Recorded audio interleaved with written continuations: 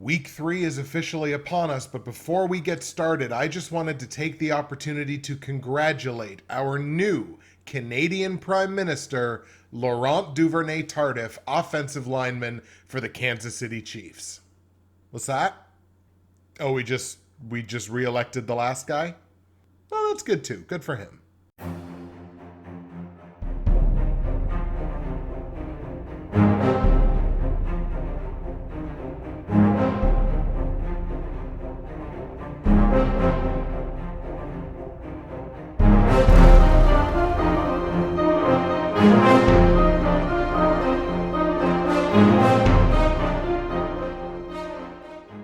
What's happening, everybody? Justin, Bridgewater's finest on YouTube, blockbuster_guy on Twitter, fueled as always by the incredible folks at NerdTees, and welcome to week 3 of my weekly NFL football pick show for the 2021 NFL season. And you know what?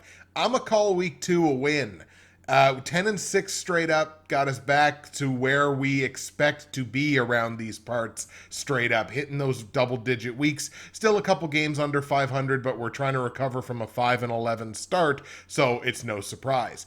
10-6, moving in the right direction. Still only treading water against the spread, as you can see. 7-8-1 last week, couple games under 500 on the season. We did, however, turn things around on the over-unders. 10-6 last week, double digits on the totals. We like that, turn things around. Now a couple games over 500 on the season.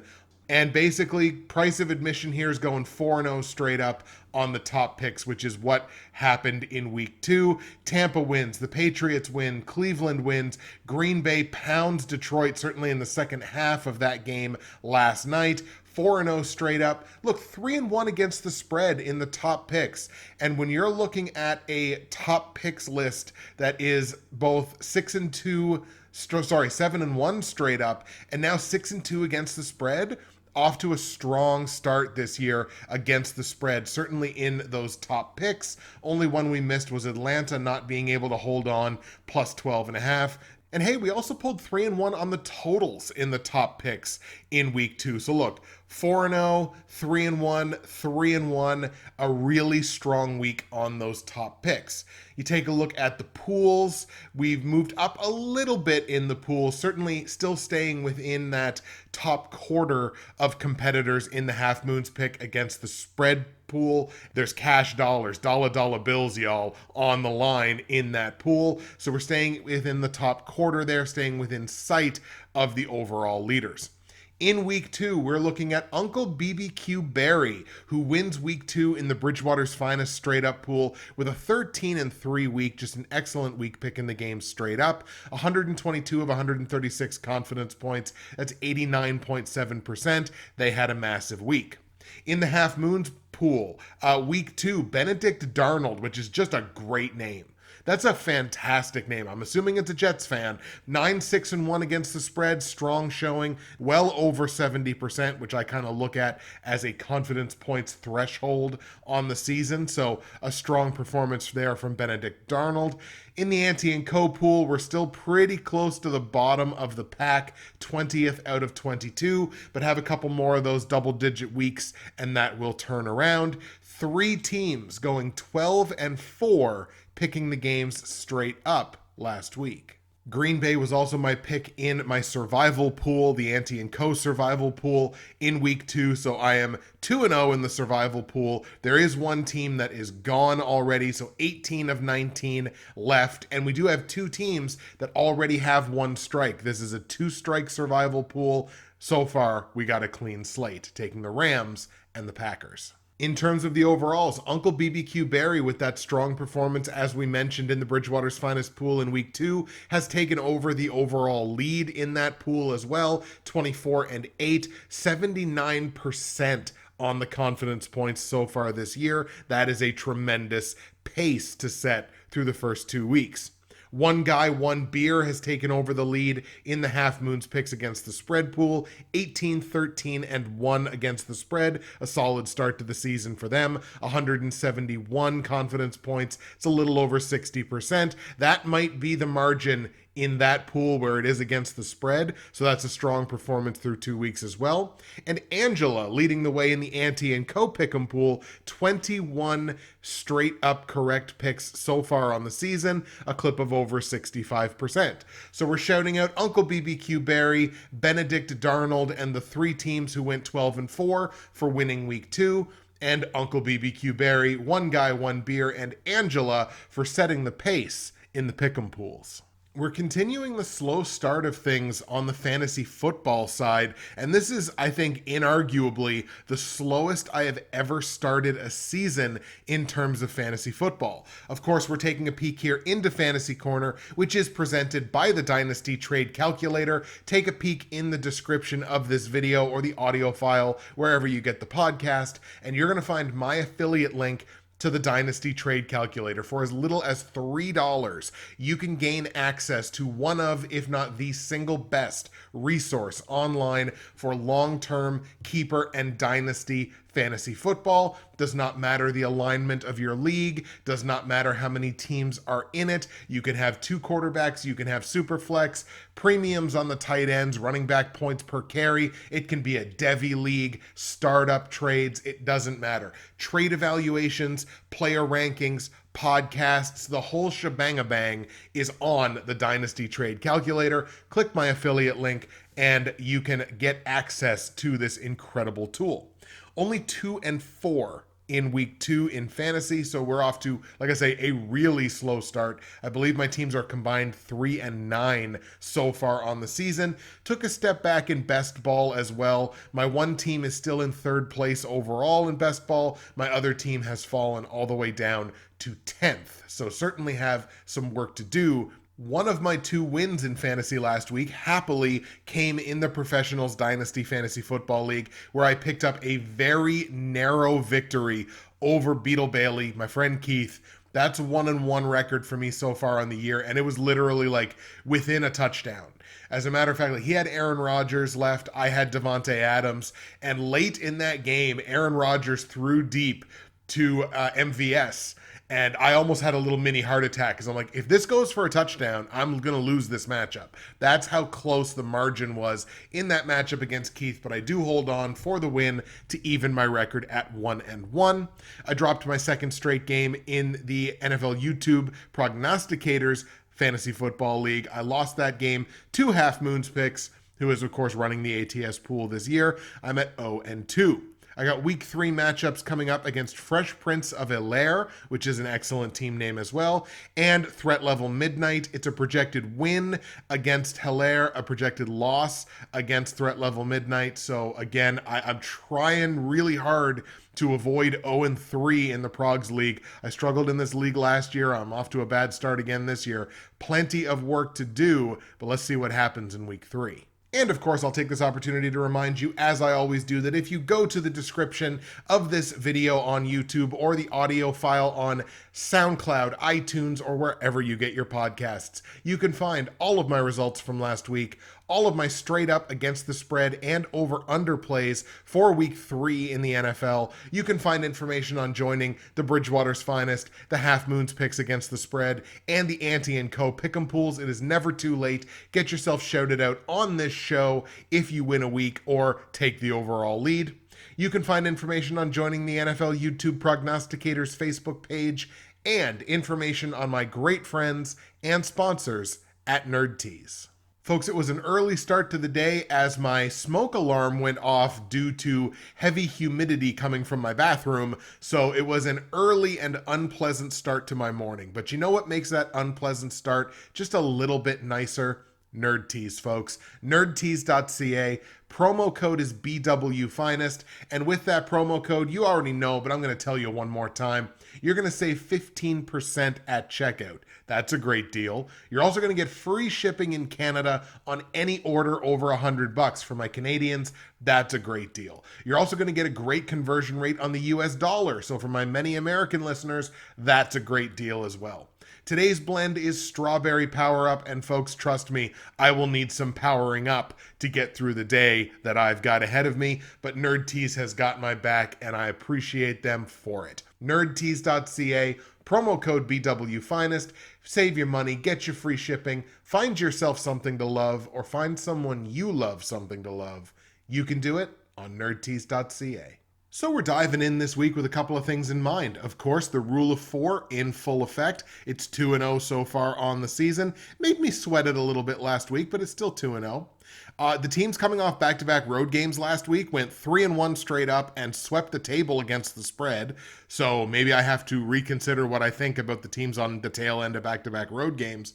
Favorites are covering at an abysmal 34.4% so far this season, only 11-21. More games have hit under than have hit over.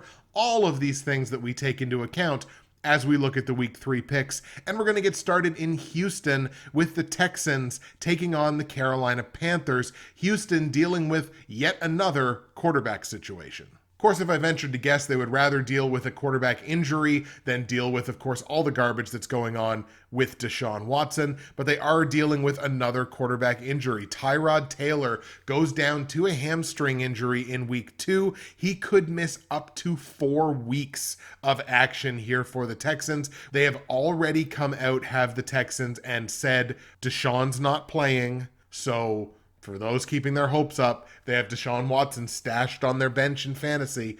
He's not going to play, at least not yet. That's right, in the absence of Tyrod Taylor, it looks like this is Davis Mills' team moving forward. A 3rd-round pick from the 2021 draft.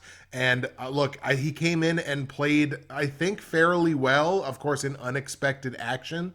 And he's walking in, obviously, to a situation that is being heavily scrutinized, that being anything having to do with quarterbacks and the Houston Texans. So I commend this young guy for coming in here and stepping into this situation. It's also going to be tough against a Carolina Panthers team that is playing very well to begin the season. I'm going to commend Houston for putting up about 29 points a game through their first 2 weeks. They've had 2 solid offensive outings. That being said, I certainly have questions about their defense, and I have no questions about the defense of the Carolina Panthers. 11 points per game is all they're giving up. They've given up 21 points total through 2 games. This Panthers defense has been electric, almost as electric, of course, as their augmented reality Panther. I'll commend Houston as well because they're being pretty careful with the football in terms of turnovers versus turnovers generated. But I just think this is Carolina's game. I think they're clearly the better football team between the two. I'm going to take the Panthers here on the road in Houston. It's certainly not an upset. We're going to take the Panthers to beat the Texans. Carolina's laying 7.5 points as a road favorite. That's a lot of points for me, and I just kind of having the philosophy here again where favorites are not hitting. Like there's been almost no money to be made betting favorites so far in the NFL. So until I see that turn around for sure, until I know that that trend has turned around, it's taking more for me to lay points. I'm not going to lay 7.5 points on Carolina in this spot, even though I think they are clearly the better football team. I like them to win, but I'm hedging my bets here, and I'm taking the 7.5 points with the home dogs, the Houston Texans. Total in the game set at 44 points. These two teams have split over-under so far this year. That's just such a middling number. I think I got to go over on that just because there's so many point combinations that go over 44 points. Let's play the math and go over 44 points in Carolina-Houston. Let's go Panthers 27, Texans 20.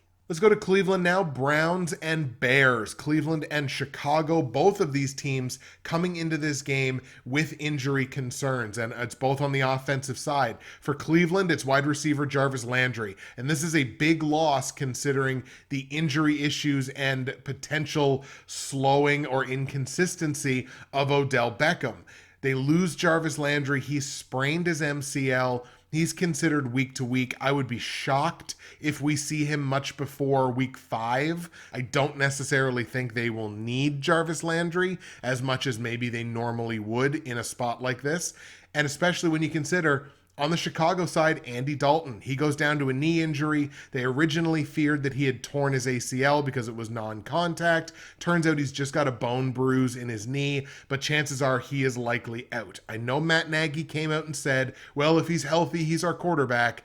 I don't think he's healthy. I think this is going to be Justin Fields, and it's going to be real interesting. Bears fans may not watch a game as closely this season as they watch this one, because Cleveland's defense has not had the turnaround that I think most people, myself included, had expected them to have. This could be a get-right spot for that defense against a rookie quarterback, or they might get exposed a little bit.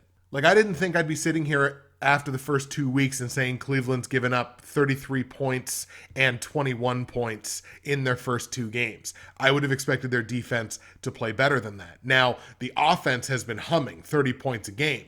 So there's no problem really with the offense, unless, of course, they start getting riddled with injuries. This feels like a spot for the Browns here, especially where they're playing at home, where both teams are dealing with injuries. I think this is going to be a tight defensive matchup. And granted, yes, Chicago did win last week, and they won on the back of a defensive touchdown, but this isn't the Cincinnati Bengals that they're playing. It's a different animal, certainly on the offensive side. So I'm going to take Cleveland here. Let's take the Browns at home to beat Chicago. On the line, here's another one where the Browns are laying 7.5 points.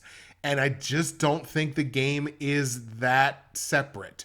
So it's tough for me to lay 7.5 points on the Cleveland Browns right now with a defense that's not quite performing up to my expectations. So I'm taking the points here again. I'm going to take the 7.5 on the Chicago Bears. Total in the game set at 46.5 points. And I think with the offensive injuries on both sides here, I think I'm going to stick under. So we're going to go under 46.5 points in Cleveland, Chicago. Let's go Browns 20, Bears 14. Let's go to Detroit now, where the Lions are going to play host to a Baltimore Ravens team who, look, they answered the critics, kind of like me, because I thought Kansas City was going to blow them out of the water, and they came back on that Chiefs team. Kansas City might be in some trouble here, but Baltimore impressed me. Lamar Jackson impressed me. He got it done however he had to get it done. He gets to play a Detroit team that is now coming in off the short week, of course, having played last night against Green Bay, a team effort that was impressive for the first half, and so they kind of had me in the first half, not going to lie, but then they came out for the second half and laid an absolute turd in the third quarter, being outscored 15-0, from which they could not recover. Is this Detroit Lions team all that different from Lions teams we've seen in the past? This is a matchup of two of the worst defenses in football through the first couple of weeks. Baltimore giving up 34 points a game, literally 33 and 35 in their 2 outings. Detroit giving up 35 and 41. Both of these offenses have scored so far in the first couple of weeks at a decent clip, but Baltimore's averaging 32 points a game in their 2 matchups. I'm going to defer to the better offense here. Yes, the game is in Detroit, but I'm going to defer to that better offense. Let's take the Ravens on the road in Detroit to beat the Lions. And hey, third straight game here where the spread is too high. The Lions are getting 9.5 points. Where the Ravens are a glass cannon right now, this screams to me backdoor cover. I'm taking the 9.5 points on the Lions. I don't think they win the game outright, obviously, but I think it stays closer than 10 points. So let's go Detroit plus the 9.5. Total in the game set at 50. Neither one of these teams can play defense. Let's go over on it and not give it too much extra thought. Over 50 points in Baltimore, Detroit. Let's go Ravens 35, and let's go Detroit, let's go 30. Let's go 35-30. Also, word from the wise, or at least from the wise guy, keep an eye on Quintez Cephas. Let's go to Tennessee now. Titans are going to play host to the Indianapolis Colts in a division matchup. Tennessee being a little sloppy with the football. They did come back and win that game last week against Seattle. I did not expect them to win that game. Big comeback and a big win. I knew 5.5 points was too much in that game, so I'm very glad that I took the points.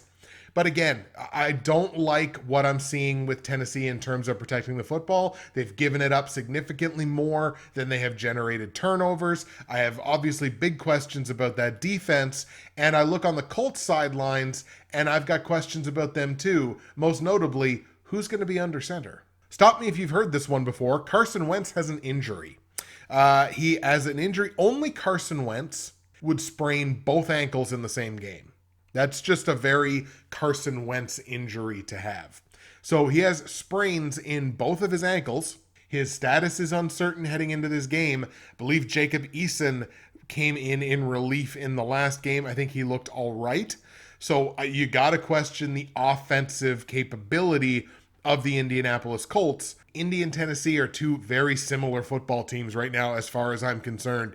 Indy, yes, they're scoring less, only 20 points a game through their first two games. Tennessee, at least, is scoring 23 after really laying an egg in the first week, only scoring 13 points.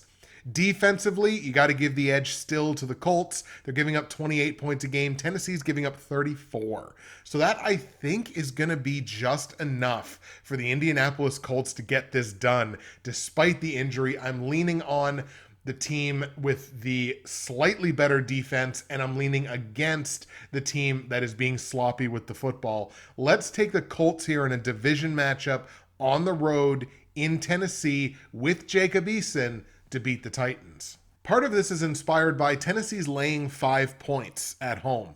And I tweeted this earlier. I think I was talking about Tennessee and Seattle. Like, both of these teams are glass cannons. So don't lay more than a couple of points. And when you're asking me to lay 5, that's definitely not happening. So this is a hedge one way or the other, but I might as well take the Colts to win this game outright because, again, don't like what Tennessee's doing with the football. We're going to take the Colts to win outright, and I'm happy then to take the 5 points. Total in the game set at 48. This is actually legitimately tough for me because it is a 40. It's a relatively high 40. This is right around the average scoring of NFL games so far through the first 2 weeks. It's like exactly 48 points. I think I'm going to lean over on it just because I don't really trust either of these defenses to get the stop that they need. So let's lean over on it just by a couple of points, over 48 in Indianapolis, Tennessee. Let's go Colts 27, Titans 23. Let's go to Kansas City now. Chiefs and Chargers, another division matchup. Chiefs, of course, dropping that game against Baltimore last week. Chargers losing in very Chargers style to the Dallas Cowboys. No real significant injury situations here on either side to look at. I think this is just a straight up matchup. And boy, is it ever tough to beat Kansas City in Kansas City. But I have to ask if this is the same Kansas City team. Yes, they're scoring 34 points a game. That offense is undeniable. But that defense is bad, man. They've been bad so far this year. They're giving up just about as many points as they score. And the one thing you can say about the Chargers, yes, they've struggled offensively, but that defense has been very good. I realized one of those games was against Washington, but they played Dallas last week. They kept Dallas to 20 points. Yes, they lost the game, but they still kept Dallas to 20 points. That is an achievement. I find it tough to conceptualize the Chiefs losing 2 games in a row. So I do think they kind of get right in this matchup. I just think I need to see so much more, I think, from the Chargers offense to look at them and go, yo, that's a team that's capable of beating the Chiefs. They have to be an offensive-minded team like the Baltimore Ravens who can really move the football, who can really put up points when they need to. The Chargers just don't strike me as that team. So we're going to take Kansas City here at home, especially, of course, where it's in Kansas City, to beat the Chargers. On the line, the Chiefs are laying 6.5, and I think I'm going to hedge. I think I'm going to hedge here again. Because, look, the favorites are not hitting. They're not covering. What was Kansas City favored by last week? 4? I thought that was a layup. And you could look at this and go like, well, there's no reliability in the Chargers, so maybe 6.5 points is a layup too. But just with the way the prevailing winds are blowing in the NFL so far this year, I don't think I can lay those points. I think I got to take them. We're going to take the Chargers plus the 6.5. Total in the game, 55.5 points. I do think this goes over. I think the Chargers will look as good offensively in this game as they have all season, and I just like the Chiefs to do a little bit better. So we're going to go over the 55.5 points in LA, Kansas City. Let's go Chiefs 31, Chargers 30, as close as you can get. Let's go to New England now. Patriots are going to play host to the New Orleans Saints. New Orleans kind of coming back down to earth after mopping the floor with Green Bay in week 1. Patriots put on a strong defensive performance in their win last week. And again, it's the hallmark of Bill Belichick football teams, that sound defense where they're careful with the football. Yes, they had a critical fumble in week 1. They did not have a repeat of that in week 2. Patriots on the defensive side played incredibly well. I think these two teams are exceptionally similar offensively as well as defensively. New Orleans has been a little more peak and valley, of course, with 38 points in week 1, followed up by only 7 points in week 2. New England's been a little more consistent, 16 and 25. Both of these teams have shown a capability of keeping an opponent to single-digit points so far this season.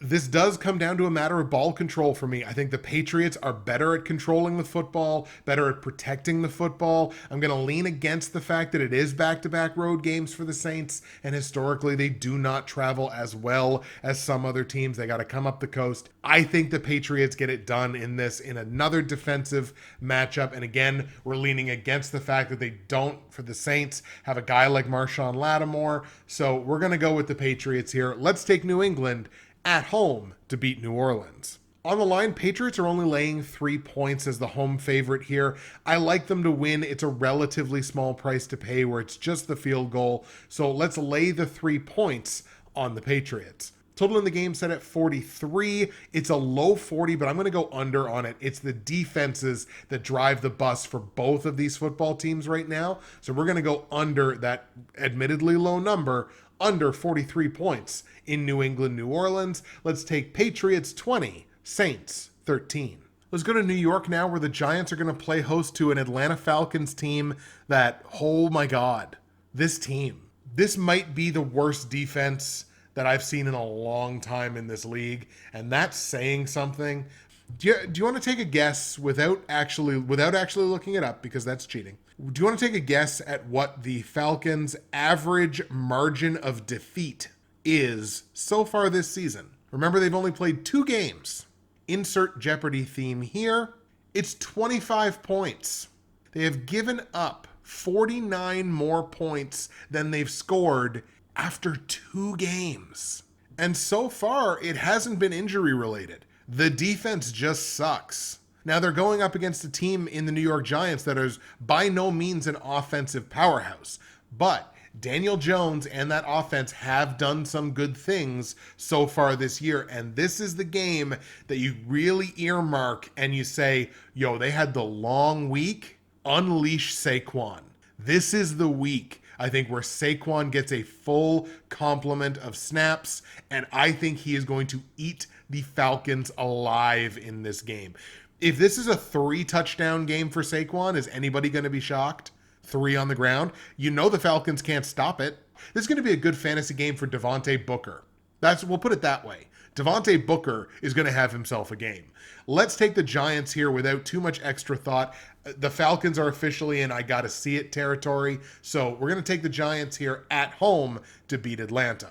On the line, somehow, mystifyingly, the Giants are only laying 3 points as a home favorite. I'm on that all day. This is the probably second easiest lay of points that I'm going to have this week. Let's lay the 3 points on New York. Total in the game set at 48.5 points. I don't think either one of these defenses are particularly talented. Of course, I just spent, 2 minutes railing on the Falcons for giving up 40 points a game. You look at the Giants, they're giving up 29. Neither one of these defenses is all that good. So I think you could see some offensive fireworks on both sides. So we're going to go over the point total here, over 48.5 points in Atlanta, New York. Let's go Giants 30, Falcons 23. And that is an offensive explosion given what the Falcons have done so far this year. So after about a 12-minute wait for my fridge to get out of its feelings, we move on to an AFC North matchup featuring the Pittsburgh Steelers playing host to the Cincinnati Bengals. Pittsburgh coming in with injury concerns on both sides of the football that are luckily apparently not as intense as they were originally feared. Cincinnati comes in on the tail end of back-to-back road games. For the Steelers, we're talking about TJ Watt, obviously the linebacker that they just broke off for a ton of money. He injured his groin. He left early last week. It's considered not serious. He could very well play in this game against Cincinnati. We have to assume he would be limited. And offensively, it's Deontay Johnson at the wide receiver position. Same deal. A not serious knee injury, which happened in absolute garbage time. I don't know why he was even on the field at that point. Not considered serious. He could play this week as well. It's not unreasonable to consider both of them somewhat limited. We'll have to watch the practice reports this week. While I haven't been crazy impressed with either one of these teams on the offensive side of the ball, yes, Cincinnati did score 27 points in week 1 to beat Minnesota, but on average, the two teams are relatively similar. I have been impressed with Cincinnati defensively, at the very least, keeping the points off the board for the other guys. They've only given up 44 points in 2 games, which for them is a marked, significant improvement, and it's pretty competitive with a Pittsburgh team that's given up 42. I'm not going to sit here and say that I think Cincinnati is the better defensive team, but boy, if you've got a limited TJ Watt, this defensive front for Pittsburgh does not look as good as it did 1 year ago, certainly. And if he's limited at all, or if he doesn't play, that's a major, major hit when a lot of Pittsburgh's defensive success is predicated on pressuring the quarterback. They're not getting the same kind of pressure this year that they did last year. I actually kind of like the Bengals here. I don't know if that's me being crazy or me overvaluing the potential significance of those injuries that may wind up being nothing. Boy, I kind of like Cincinnati in this one. I think that's the way I'm going to go. This is an upset for sure, but I like the Bengals here on the road in Pittsburgh to beat the Steelers. And maybe I'm leaning too heavy on the back-to-back road trend that was obviously really strong in week 1. They went 3-1 straight up and covered all 4 games against the spread. But I think that's the way I'm going to lean here. Let's go Cincinnati to beat Pittsburgh. On the line, Bengals are taking 4.5 points. Obviously, Pittsburgh laying 4.5 as a home favorite. I'm going to take Cincinnati to win outright, so I'm happy to take the 4.5 points. Total in the game set at 44.5. I just don't think either one of these teams are offensive juggernauts. I think this comes down to probably a field goal kick at the end of the game. I think this stays under. Not a huge under, but I do think it stays under. Let's go under 44.5 points in Cincinnati-Pittsburgh. Let's go Bengals 21, Steelers 18. A big division win early in the year for Cincinnati. Let's go to Los Angeles now for one of the few firsts that must be left in Tom Brady's career. His first game playing in Los Angeles. Rams are going to play host to the defending champs, the Tampa Bay Bucks, off to a 2-0 start this season. The Rams are going to have to do this, though, without their now starting running back, potentially. That's Darrell Henderson, has an injury to his rib cartilage. He might play, but his status is very much considered to be uncertain at this point. So it's a good thing that they traded for a guy like Sony Michel. I don't think Sony Michel is as good as Darrell Henderson, so that is the Rams taking a hit on the running side of things. Now, granted, the Bucs run defense is all world. I mean, they are one of the best, if not the best, run defenses in all of football right now. So a bad situation getting worse certainly does not help. It's going to put a lot on the shoulders of that obviously high-flying passing offense for the Rams. I'm not going to discount the possibility that a team like the Rams, scoring 31 points a game, only giving up 19 so far this year, they could pull this as an upset, and a fairly significant one. This Bucs defense has given up some points here in the first couple of weeks, 27 on average, but my God, they're scoring 40. I mean, you just can't. Right now, until I see it, I don't think you can mess with it. I'm going to have to lean Tampa in this one. This is a tight game, obviously, on the scorecards and against the spread. I think I just got to take Tampa here until I see Tampa falter. So let's take the Bucs to win.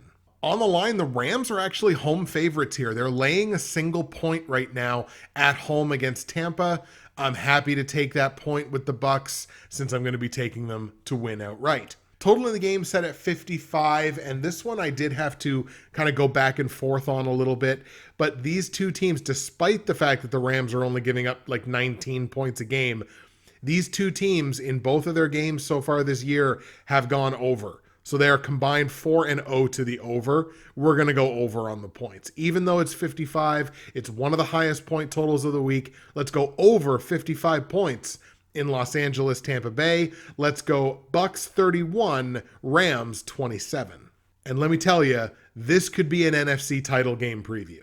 Let's go to Minnesota now, where the Vikings are going to play host to the Seattle Seahawks. Seattle, obviously, with a disappointing loss at home, their home opener against Tennessee, a game that I certainly thought that they should win, and they just kind of almost played themselves out of. Now, that's not to take anything away from Tennessee. They made the comeback, they won the game, but boy, you would have expected Seattle to hold on there. This team's got defensive problems. And speaking of defensive problems, they're playing the Vikings. These two offenses are relatively similar, and I'm going to talk mostly about the offenses because that, I think, is what is going to define this game. I don't expect either one of these defenses to put up a ton of resistance, we'll put it that way. But in terms of the offense, I think Minnesota this season has shown a slightly higher ceiling, but I think Seattle is the more consistent of the two offenses. If you need a play, I think Russell Wilson is going to get you that play. Kirk Cousins might even, and I've been a defender of Kirk Cousins early in this season, so much so that I even tweeted, y'all know Kirk Cousins is going to the Hall of Fame, right? Because I genuinely believe that he is. So in a matchup of future Hall of Fame quarterbacks, as far as I'm concerned, I am going to take Russell Wilson. I am going to take the Seattle Seahawks here in hopefully a get-right spot for their offense and maybe even for their defense. Let's go Seattle to beat Minnesota. On the line, Seattle's laying a single point as a road favorite. I like them to win. It's basically the smallest price to pay, so let's lay the single point on Seattle. Total in the game set at 55.5 points, and this is the largest total of the week, along with the Chargers and the Chiefs. But the two teams have only hit one under so far this year. So we're going to go over on this. I expect the offenses to fly this week in this game. Let's go over 55.5 points in Minnesota, Seattle. Let's go Seahawks 31, Vikings 28. Let's go to San Francisco now, a rematch of the NFC Championship game from 2 years ago. The 49ers playing host to the Green Bay Packers. Green Bay, of course, coming in off the short week, having played the Lions and beat the Lions relatively soundly last night. Hopefully that means that everything is back on track. What worries me in a game like this, and I understand that the Niners have now had, the running back injuries, it's like, they saw what happened to Baltimore and they said, hold my beer. They injured 3 running backs in the same game. Trey Sermon was out, Elijah Mitchell got hurt, JaMychal Hasty got hurt. And I realize that San Francisco has been somewhat inconsistent to start the season. What worries me about Green Bay is that their defense only really turned the corner last night once the game script had flipped positive because of the offense. In that first half, Green Bay's defense didn't look like anything special to me. But once the game script was positive, then all of a sudden, the secondary's playing really well. Eric Stokes is out there making plays in the secondary as a rookie, which, by the way, Eric Stokes might be a ball player. He looked pretty good last night. He made at least 2 really strong defensive plays, one that saved a touchdown. So he had a good game. But the defense as a whole really only started playing like the defense I kind of expected them to be once the game script was positive. If this game starts with a negative game script, I don't necessarily know that Green Bay can turn it around against this team like they could against a team like Detroit. Does that make sense? And I think when you're looking at a Niners team who, they haven't exactly shown a ton of consistency so far this season, but they're still scoring 29 points a game. I think when you look at the potential to get into a negative game script, I think it is very much there against this Niners team, no matter who is behind the offensive line there at running back, whether it's Elijah Mitchell. Probably not going to be Trey Sermon, but it might be Elijah Mitchell. It might be JaMychal Hasty. Who knows who it might be. It sucks to pick against your team. It's never fun, but I'm going to take the Niners at home to beat Green Bay. On the line, the Niners are laying 3.5 points as home favorites. I'm going to go ahead and lay that as well. I think this could potentially be a double-digit game, and I think the Niners' defense is playing strong to start the season, so I don't think Green Bay is going to be able to cut a swath through that defense like they were able to in the second half against Detroit last night. So let's take the Niners and let's lay the points, the -3.5. Total in the game set at 47.5 points. These two teams are even money on the totals so far this year.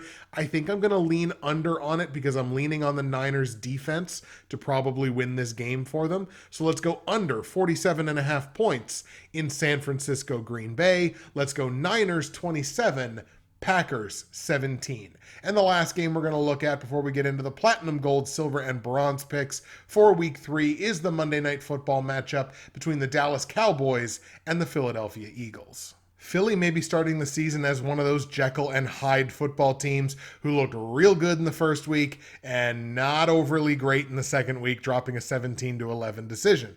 That being said, their defense is on fire. They've only given up 23 points so far this year, so points have been difficult to come by with this Eagles team. However, points have also been difficult to come by offensively with this Eagles team. They 32 points in the opener, only 11 points last week. Dallas has been pretty even keel. The offense has moved. Defense had a poor performance in week 1. They kind of bounced back with a decent performance last week, picking up that 20-17 win against the Chargers. It took a last-second kick, but they got the job done. What has really impressed me about the Cowboys, they currently lead the league in terms of their turnover ratio. Their turnover ratio is 3-1 to start the season. They've generated 6 turnovers on the defensive side. They've given up a couple on their own on the offense, but the defense is humming. They are generating turnovers, and if that can happen once or even twice in this game, even though I think Philly might be the better team, top to bottom, I think the ceiling for the Dallas Cowboys is significantly higher than is there for Philadelphia. I'm going to take the boys in this matchup. It is not an underdog play, but I genuinely don't know which one of these two teams is better, but I'm going to take the boys here at home. Let's take Dallas to beat Philly. On the line, Dallas laying 4 points as a home favorite. That's just too many for me in a division matchup that could literally go either way. Feels like it stands on the edge of a knife. So let's take those 4 points with the Eagles and hedge our bets with Dallas. Total in the game is set at 51.5 points. These two teams have only hit 1 over so far this year. So let's lean on the underside of things once again, back-to-back games now. We're going to go under 51.5 points in Philadelphia, Dallas. Let's go Cowboys 27, Eagles 24. Which, by the way, is going to make for a hell of a game on Monday Night Football. I'm looking forward to that. Okay, folks, here we go. Platinum, gold, silver, and bronze picks for week 3 of the 2021 NFL season. We will start at the bottom with the bronze pick. 2-0 straight up, 2-0 against the spread, and even money on the totals. Sees the Denver Broncos at home, playing host to the lowly New York Jets. Still the lowly New York Jets. Zach Wilson, a very rough start to that young man's NFL career. Injuries play a role, but oh boy, he is making some poor decisions with the football. And quite frankly, if you make poor decisions with the football against this Denver Broncos defense, they will spank you for it. They are scoring points with Teddy Bridgewater. The defense is on fire, only giving up 13 points per game. Now, they do have to be concerned with an injury in the linebacker core. It's Josie Jewell. He tore his pec. Unfortunately, he is done for the season, is Josie Jewell. So that is a hit to the Broncos defensively.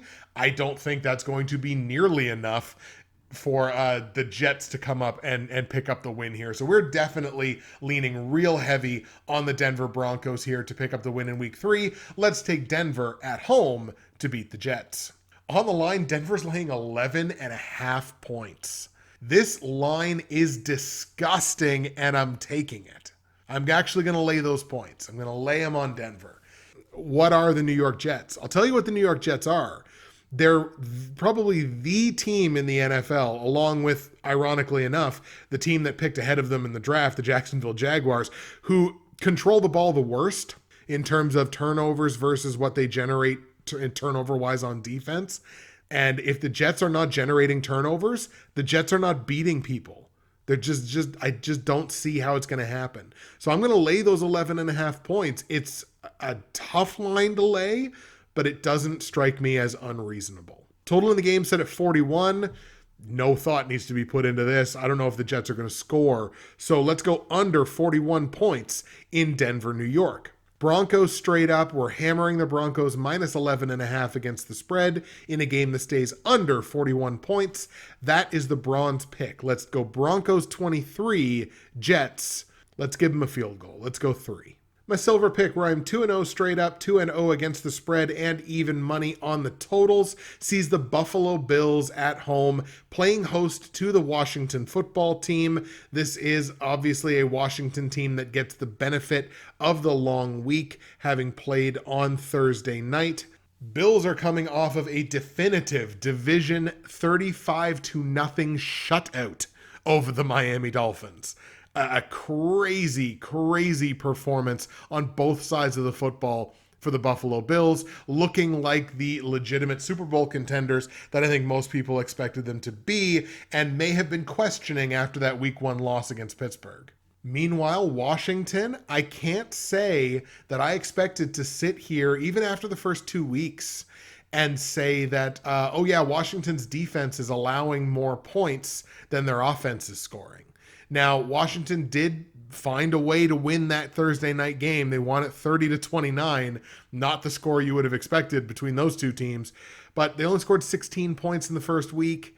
I don't know that this defense is as good as I thought it was. Maybe I'm wrong. Maybe it's too early to say that, but you see leaky holes in this defense that you did not expect to see heading into the season. I think of any other team in the NFL, the Washington football team is like the definition of a middling team.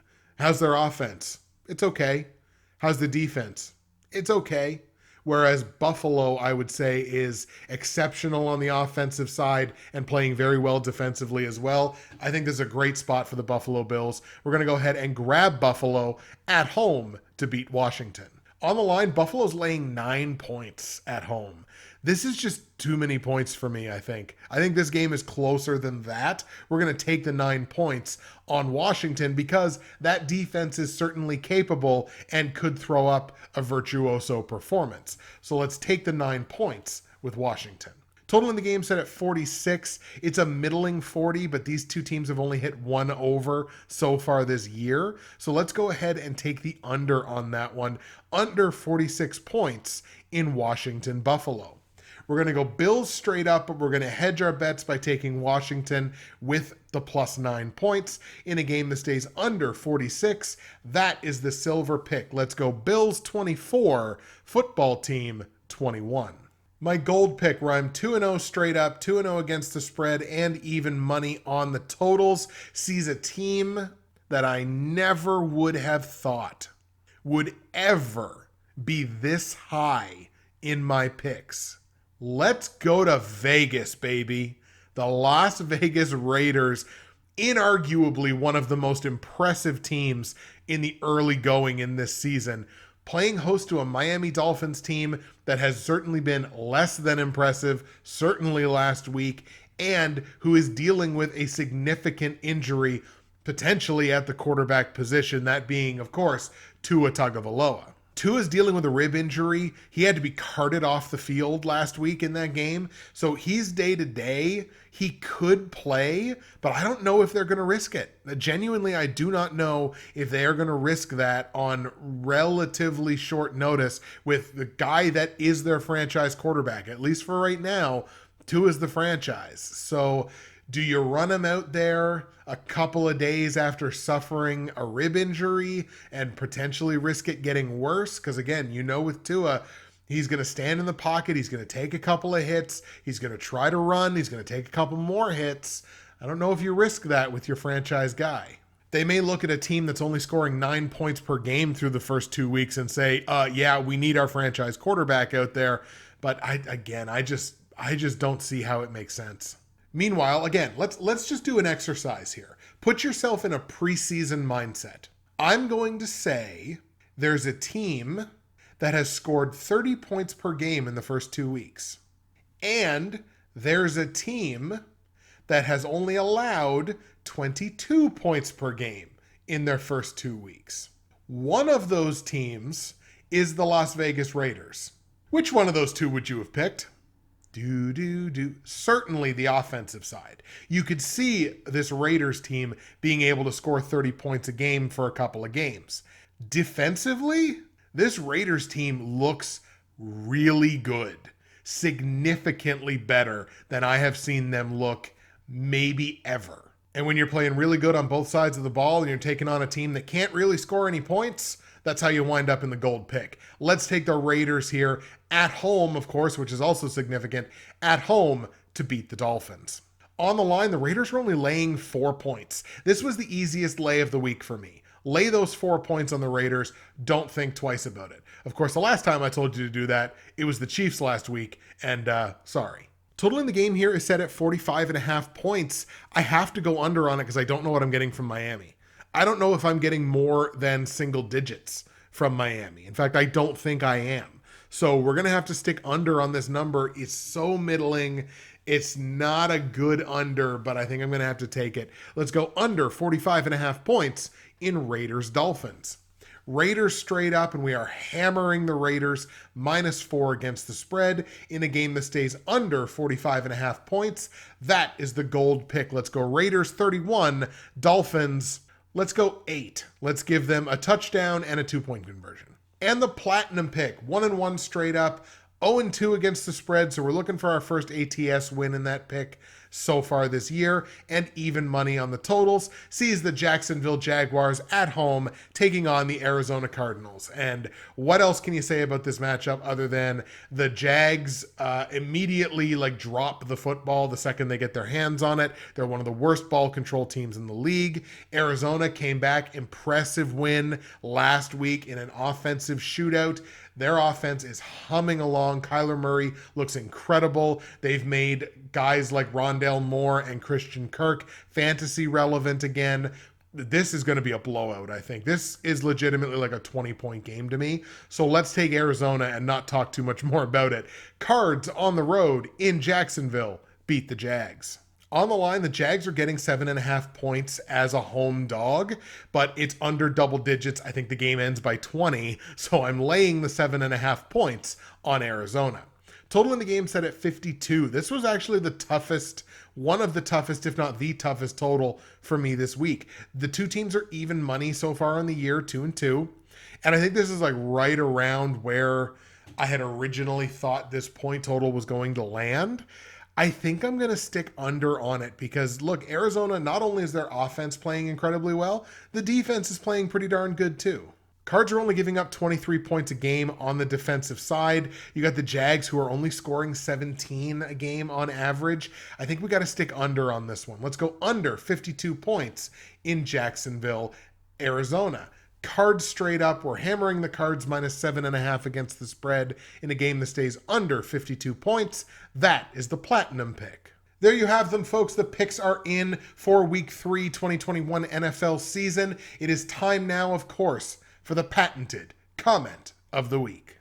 The comment of the week from the Week 2 episode is going to go to Dana Elmore, who I think is a relatively new viewer on my channel. I think they've had a couple of comments on the channel, but they've all come from this season. And Dana's comment, quite frankly, was, watch out for that Tennessee-Seattle game. Everything is not what it seems. And then the emoji of the two eyes looking to the left.